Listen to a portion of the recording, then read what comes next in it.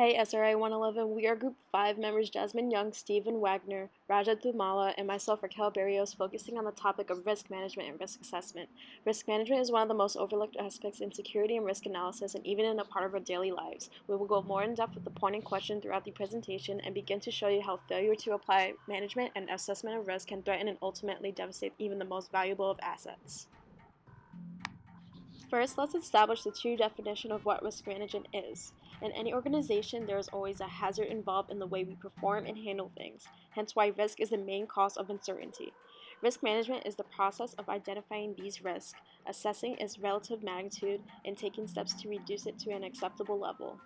This type of process can be applied to any situation. For instance, let's say your house gets broken into.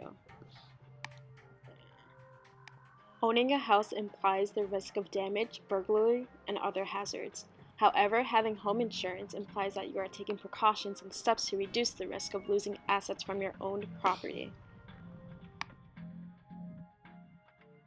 Risk management has three major facets: risk identification, risk management, and risk control. For this presentation, we are only going to focus on the risk assessment aspect of things. Now, what is risk assessment, you ask? It is a determination of the extent to which an organization's information assets are regulated to an acceptable behavior. If many people or organizations knew how to manage and attain knowledge of these risks, it is a known fact that they would act more confidently on crucial matters such as decision-making and operate more smoothly and securely. In order to assess how much risk is exposed on an asset, as well as avoid loss of valuables, we must first calculate the factors of risk. Risk is determined by multiplying the loss of frequency and the loss magnitude plus the uncertainty of the estimates of all stated values. Organizations absolutely need to evaluate the risk of their assets in order to best gauge the risk to each vulnerability.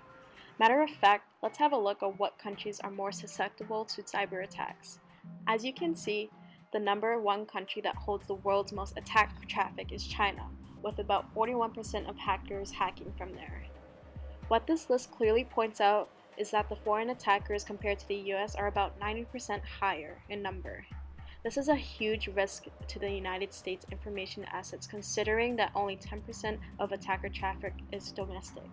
To further exemplify the vulnerability of America's information assets, consider these statistics from heritage.org. In the US, there are 160 successful cyber attacks per week, costing nearly $65 million just in 2015 alone. Compared to 2010, the average has increased more than 3 times the weekly attacks of 2015 because of the relatively high risk in the United States. Organizations such like the CIA go about calculating the relative risk of each vulnerable asset in a very complex and thorough manner. Unfortunately, assessing the relative risk is most often overlooked. Hacked the private email account of the CIA director. How did you do that? Well, we have most of his personal information, like his name, address, phone number, social security number, and other things. And when we social engineered, we manipulated AOL to do the password reset on the account. We socially engineered Verizon, and then we social engineered to get his last 4 details on his bank account. This is true, and it's true that you guys have actually broken into his private email account. How difficult would you say it is? You mean out of 10? Sure, out of 10. 1. 1. Hey, it's John Smith. My rep number is 4987, and I'm fixing John Brennan's phone. I just need some information, including social and his password to his email.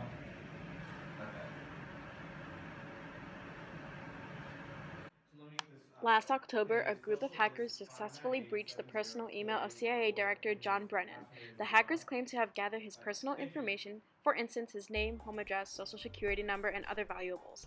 The hackers even manipulated AOL to do a password reset on his personal account, locking John out of his own email. As you can see, such like an example shown with the hacker gathering information via cell phone, it is relatively effortless for most hackers to extract valuables from a source. However, since this incident, the CIA has grown stronger in protecting the information of their agency.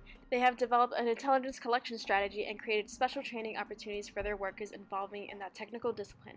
These protocols are not just limited to the CIA, but can also be implemented by fellow citizens. Simple practices like distinguishing scams can reduce your risk of losing your assets significantly and can prove to be advantageous in the long run. Too often, IT risk is overlooked from a security perspective.